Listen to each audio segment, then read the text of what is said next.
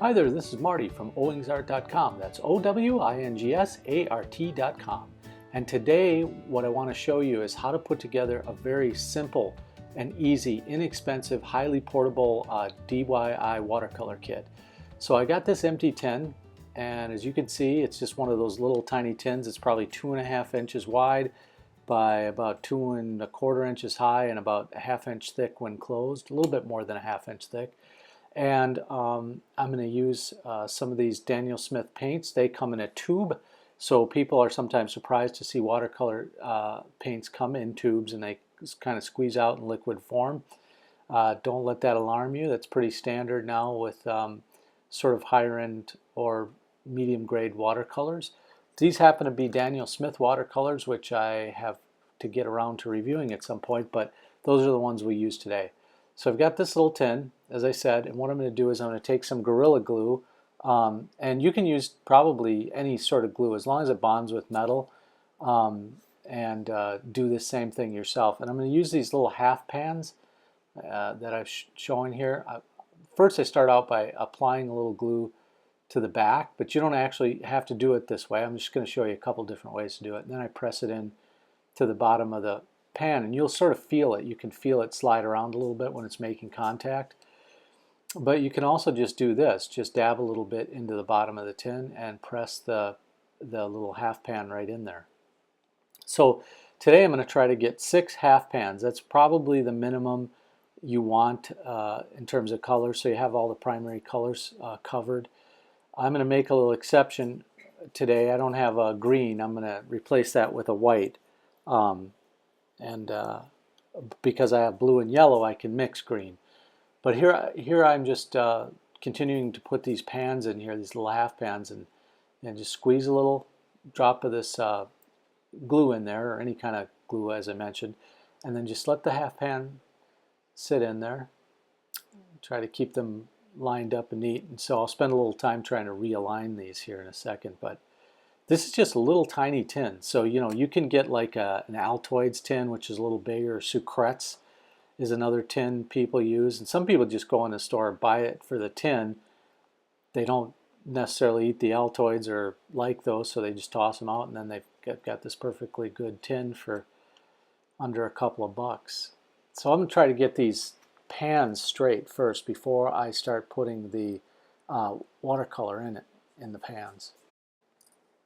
And it's not really as tricky as I'm making it look here. It's actually quite easy, and they slide around pretty nice. But the glue, this glue will dry pretty fast. But we're going to set that set the tray aside for a second and let the glue we'll let the glue dry a little bit.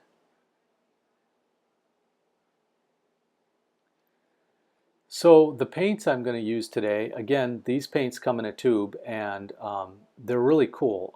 These Daniel Smith paints, a lot of really good watercolor artists use these paints, and they're made in the United States, and they're considered premium artist grade paints because they have a really strong pigment.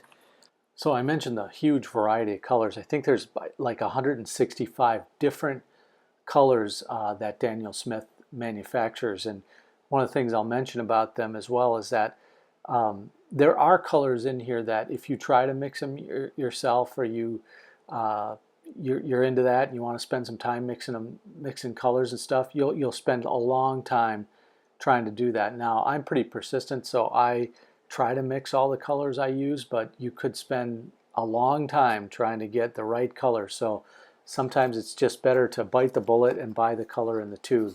And so they come, I think, in a series 1 through 5. 5 is always going to be the most expensive usually because it's the hardest color to get or make or mix.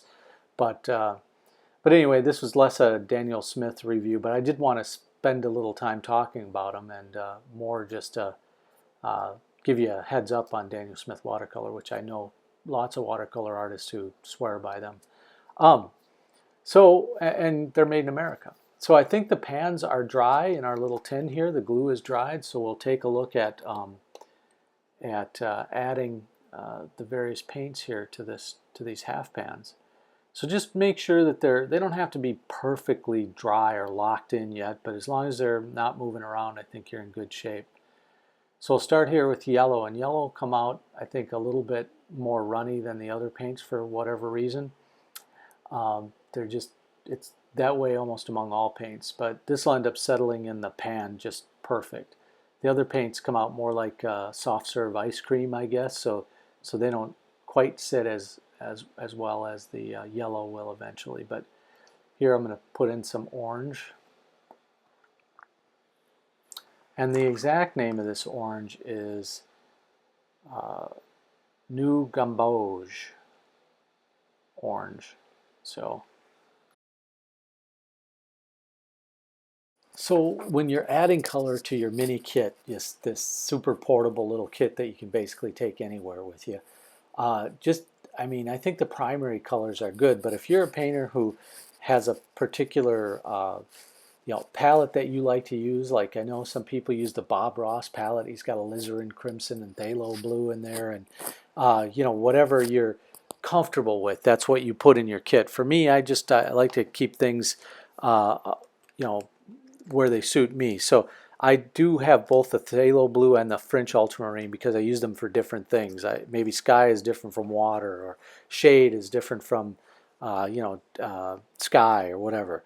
And then instead of using that pyrrole scarlet, I'm going to go with this rose. It's called a quinacridone rose, and I'm not sure if I butchered that name or not, but it seems to me from using it that it's a little bit more like an alizarin. It's darker red, so I like that. I like to start with a darker, and I can always water it down if I need to. And then instead of a green, I'm going to add this Schmincke Horadam Aquarelle watercolor white. It's a titanium. I use it all the time. It works great. So this will be my kit. So a yellow, I've got that orange in there, the two blues, a red, and a white. And yeah, it doesn't work for everybody, but it works great for me. And now you have this compact little watercolor kit you can basically stick in a bag, a purse, a backpack, your pocket. And as long as you've got a little brush and a small amount of paper, I think you're in good shape to paint just about anywhere you go. The coffee shop, outside, on the train, wherever, riding the bus. So it's highly portable. And the lid is a good place to mix the paint a little bit if you want to. So just thought I'd share this little tip with you. So if you haven't already done so, drop a like on the video and subscribe to the channel. Leave a question or comment if you will. I like to exchange information with artists, and I'm always happy to answer questions or address comments.